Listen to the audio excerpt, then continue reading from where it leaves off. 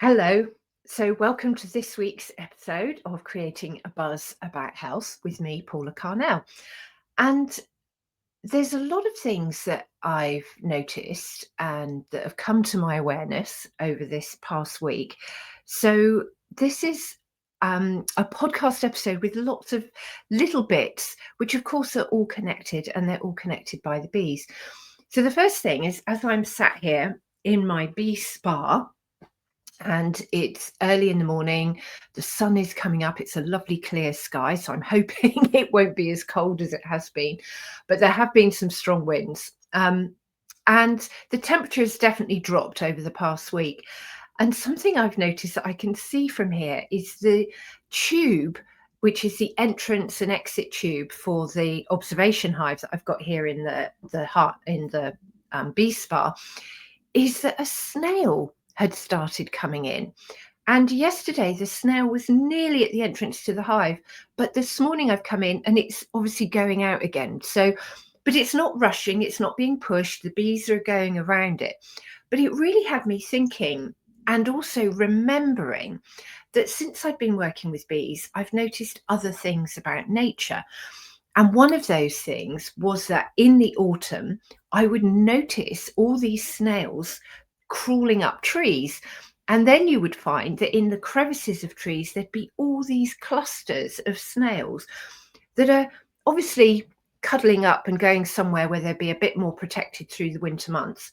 I have no idea about the reproductive cycle of snails, but I would notice these clusters. And once I'd noticed it, I saw it everywhere. So I would see, in the little forks of trees, underneath branches of trees, wherever there was an old wound or a crevice in the bark, there'd be clusters of snails. So now, having seen this snail try to get into the hive and now turn around and go back out again, I'm curious about how many snails move into beehives for the winter months. And of course, we wouldn't know because we don't open our hives in the winter. So we're not seeing who else curls up with the bees for that warmth. But it would make sense because the hive would be lovely and cozy and warm and a really ideal place to sort of snuggle down. I mean, we know that mice will go in, and there is these famous recollections. I mean, almost everyone knows of somebody who found a propolized mouse in their beehive come spring. So that's where the mice either die or the bees have had enough of the smell of mice who like to soil inside their nest, that they sting the mouse. It's too big to drag it out. So then what they do is they propolize it to make it sterile in their lovely environment. So you will find these sort of rotted down carcasses, but with completely coated in propolis. And actually, when I was on Cocos, I found a little gecko that was propolized and inside the hive. So, the bees will sort out their environment. I'm not sure what they would do with a snail. Anyway, this snail, I can see it sort of slowly making its way out again. But it has been a big week. Not only has the weather changed, so that's meant I needed to check all my hives, make sure that they were well strapped up, because if you get a strong wind and it knocks the hive over in cold temperatures, it will kill the bees. So I needed to go and check all of that. So that was good. And also, we had a full moon last weekend.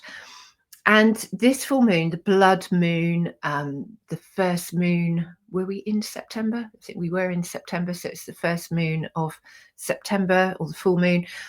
And it was a big energetic moon. There was also an eclipse. And I don't know much at all about horoscopes, about all these, about astrology, but I do follow it and I pick up bits and pieces. And what I did pick up was that the energy around the eclipse and the energy around that full moon was about letting go. It was about new beginnings. It was about the end of eras of belief systems. So you can look at that individually, but also as a collective and as a globe. Now, I do not follow mainstream news. I am aware that there's been all kinds of crazy and horrific stuff going on around the world, but I am trying to focus on a positive way forward and creating a bubble of peace and harmony that could inspire and hopefully ripple outwards. So forgive me that I don't know details about what's been going on. But I wanted to share something that happened for me, which almost swept me off my feet. So there is a property in Dorset that I have always loved. I cannot even remember the first time I saw it and the first time I realized it was my ideal home, but I can go back through decades and remember knowing that it was my dream home. It was the place I wanted. So much so that since the 1990s, I've been putting postcards through the letterbox just saying, if ever you're going to sell, let me know. Now, it is a rather big house, and I have not to date had a few £1 million sort of stashed away just in case it did come up for sale. And back in the 90s, I would think, oh, it would be £1 million and then it will need another million doing it up. Well, when I was ill, this would be a place that I would test walk. So it would be a place that, I would take my walking sticks and we would park as close as we could. And then it was a downhill walk. And there's a little chapel next to it. And you look over the cliffs and you can look across to Portland. I mean, it is just a stunning location. And so when I would be up to it during the 7 years of being ill, we would go for a walk and it would take ages and it would be really painful, really difficult getting back up the hill again. But I would do it. And then as I was getting better, remarkably, I got a phone call from one of my postcards. And it was the lady who lived in the house. And she said, we're not going to sell. It's a family home. So I can't see it ever being for sale. But if you want to come and have a look, I'd love to show you around. So, of course, I was just, yes, I've got to do this. So I was able to walk a bit, but I still had a stick. And a friend drove me down and dropped me off, and I could go and visit the house. And I met the lady who lived there, and she showed me around. And it was magical. It was magical to see that it had been in her family, probably since the early 80s. There's only been a handful of owners of the house. One of the owners was Winston Churchill's brothers, or his brother, and so Winston Churchill used to go there with his family and stay as a holiday. And it is a beautiful house. It's got these balconies it looks out over the seas. And I have actually had dreams of being in the house and being in a kind of engine room, but also sat on a bench in the garden looking out at Portland with young children near me. So I had those dreams when I thought I might still have more children. Now I sort of think, oh, I wonder if it was going to be grandchildren. Anyway, I looked around the house. She said she was never going to sell it. And her and her husband, even though they'd divorced, they'd separated the house into two parts. And they both lived there. Well, then, of course, my other dream took over. We went to Cocos. And I didn't need to think about these things. And well, we had COVID. But I did notice, I think it was during COVID when there wasn't a lockdown and we could go and visit the sea. We sat in the graveyard and I noticed a new grave, and it was actually hers. So she'd passed away. So I did think, I wonder what's going to happen now. But life was not in the position, in any way to do anything about it. I'd got better. I'd started my new business.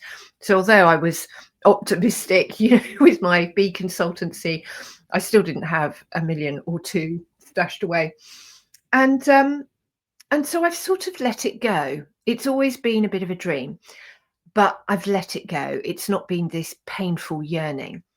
And then we went to Cocos, and living in Oceania House at Cocos, it reminded me of my dream house because it's a similar size. The house in Dorset is 8 bedrooms. Oceania House had 7 bedrooms, plus our little annex.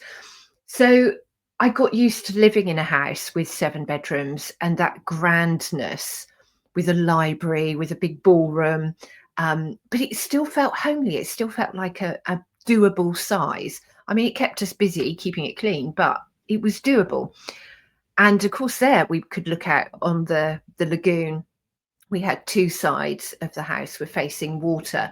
So I had that, that presence of water, which I do love. Well, we've come back and we've gone down there and I've looked at it from afar and I've thought about it, but I haven't had the yearning. Well, then on Tuesday, a friend of mine who goes back at least 20 years, she sent me an Instagram reel and it was of that house. It has come up for sale. Did it put me in a tizzy? I was so excited. I looked at it, I watched the reel, I played it 100 times, so they might think there's 100 more people looking at it than there actually are. And it took us on a walk through the house, looking at the windows, the bedrooms, and it does need work doing to it, but you could live in it right away. And it is a stunning house. And I found a bit more out about the history. The long barn at the back, which has got these lovely little church type windows. It was once a chapel. So it's deconsecrated, but how wonderful to have a little chapel there. And it turns out that the husband of the lady that I met, he's now passed away. And now the children are selling the house. It's a little bit more than 1 million. It's now 2.5 million. Plus, you still need 1 million to sort of do it up. But I love it. And I went through all those feelings of, oh my gosh, maybe this is what I've got to do. How can I raise some money? What do I have to do? How many books do I have to sell? Who could I borrow the money from? How can I jiggle things around? Could we sell where we are now? Oh, what about my bees? Because I don't believe in moving bees. So there's all these things going through my head. And I went down this whole race of pushing a manifestation, absolutely pushing it. And then Greg, my husband, he's like, no, we don't want a bigger house. We don't want to move there. We haven't got the money. No, forget it. Which, of course, is quite painful because we had the same conversations about going to Cocos and just about almost every other crazy plan I've had. But I did let it go. And I had my bath. I had my bath and Epsom salts.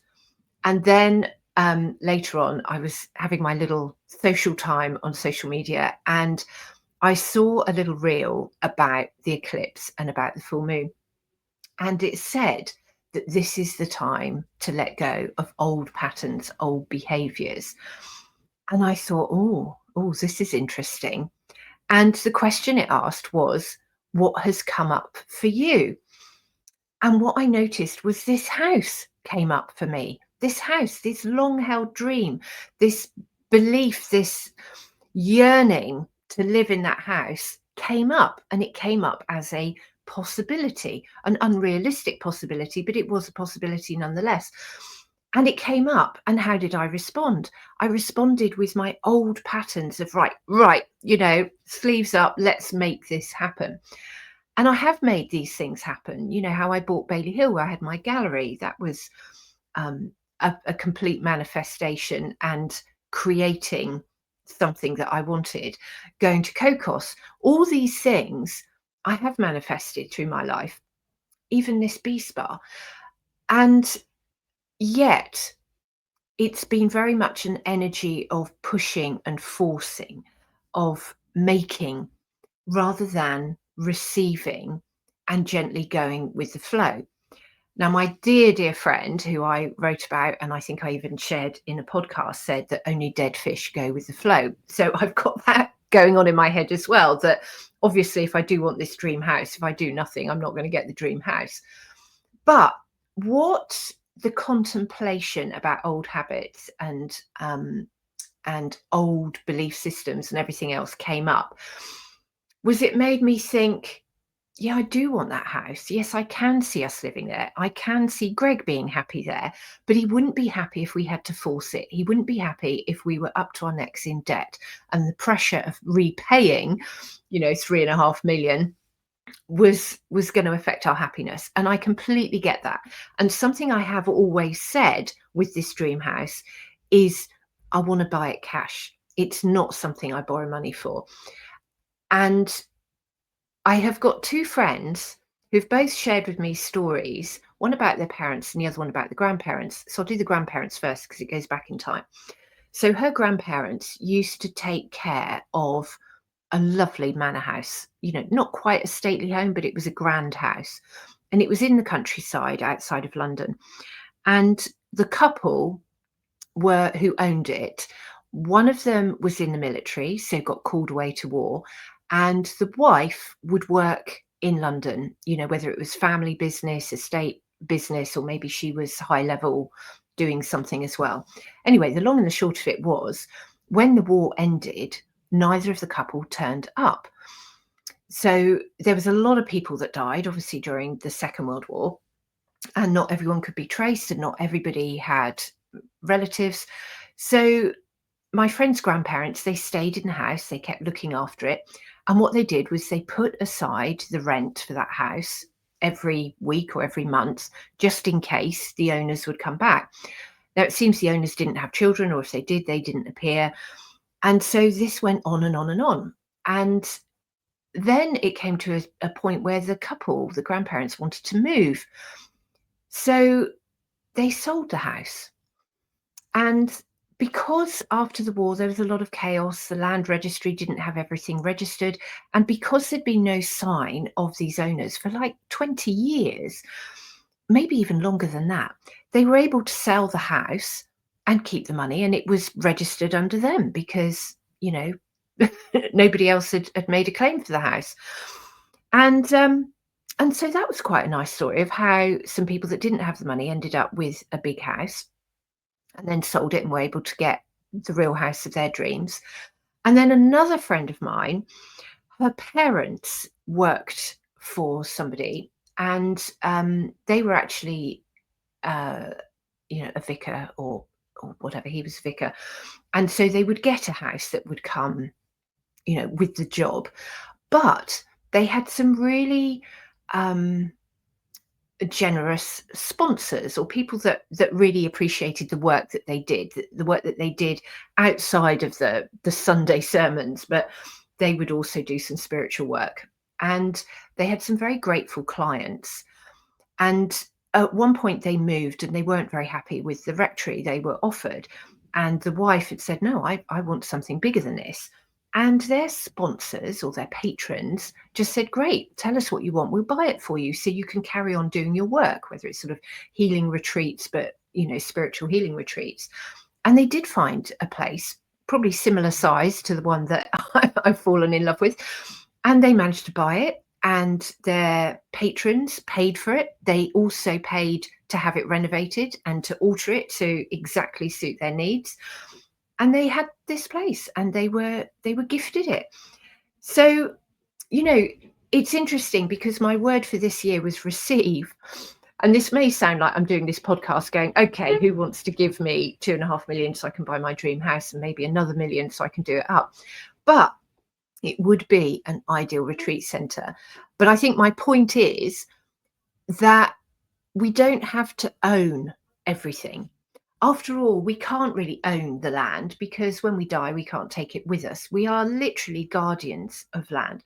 So when I have this strong feeling that that place belongs to me, just like I do with where we are now with this piece of land, I have to be open to receive other ways of being connected with that land. And maybe it's I just visit it. Maybe someone else buys it and they ask for my help. Maybe they want help with the bees. So who knows? But it's really interesting how these things happen. But the key thing that I really wanted to share was with this eclipse, with the full moon, it really made me realize that I have to change my habits. It's not about pushing, it's not about forcing, it's not about putting myself in financial difficulty to achieve a goal or a dream, because that is not sustainable for my health, for my well-being, for my finances. But it's also not inspirational if you push and force to make something happen. As we move into a new world, new ways of working, it is more about collaboration, about cooperation, about community. And although I would still struggle to live in that house with other people, I would quite happily share that house with other people on temporary basis. So to run a retreat, or like we did on Oceania House, you've got people coming for 3 nights, 4 nights, maybe even a couple of weeks. And I can do that. I love to share a place. But at the end of the day, it would be my home, that I would have control over making it my home. So that's really what I wanted to share and ask you the question, what's come up for you since the eclipse? And what are you letting go of? What behaviors or patterns are you forced to look at and think, okay, I'm not going to do that anymore? So I'm very content where I am now. I'm also very content with the knowledge that I have an attachment for some reason to that house, that property. I have maybe an affiliation. Maybe there's a past life. Maybe it's a remnant of a remembering of having been there. Who knows? But I'm going to continue to be inspired by the bees and live in the present. And at this present time, my bees need to be sure they're not going to be blown over by wind. They are defending their hives from unwanted snails who might want to move in, or any wasps. And each day is a new day, it's a new gift. And that's where we have to be, is in today, not spending today thinking about what might be happening tomorrow, because that's where the stress and the anxiety come in. So, all I ask for you today, if you've listened to this podcast, is look at what has come up for you over the past week since the eclipse that you need to change. And also, what are you going to do today to make sure that you remain present? And through that presence, a sense of gratitude and even joy and happiness for where you are now. And that also relates to not being affected by what's happening in the rest of the world that you have no control over. Really focus on what you do have control over, what is in your world, what you can change to make your world a better place for your immediate family, for your neighbors, for your, friends. And think about that. Think about what you can control and make that better. And then we'll have lots of little pods or pools of betterness, of joy, of presence. And that light will help shine a light on the darkness to the point that there's no room for the darkness anymore. So I hope you've enjoyed this. I hope it's made sense. In the meantime, my school community is growing, which is really great. So that's School, SKOOL. My community is free and it's called Creating a Buzz About Health. So all you've got to do is log into school, set up an account, and then search for Paula Carnell, Creating a Buzz About Health. You can follow me, you can join my membership. And then next month, I will have access to the tiers.